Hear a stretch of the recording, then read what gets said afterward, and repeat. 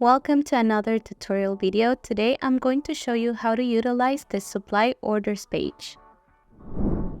On your left sidebar, click on Purchases, and if you want to add a new supply order, select Add Supply Order.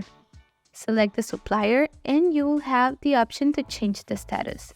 If you have the status as received, you will be able to change the date and time. And if you have the status as dropped in place, you can start adding all the items that you are ordering,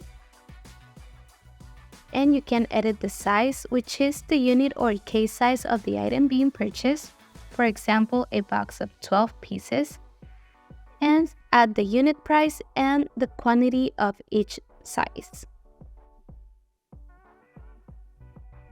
Also, you can add your lot number, add any discounts, taxes, shipping fee, add the order number, and if you want to upload a PDF of your invoice, click Save. And if you have the status as draft or place, you can go to the supply order details and create a purchase order. When you create a purchase order, you can add a note to the supplier and click Create, and you will be able to view the PDF of your purchase order. The notes to the supplier are going to be at the bottom.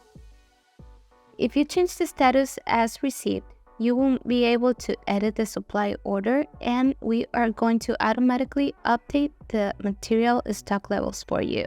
And this is how you can utilize the supply orders page in Inventora.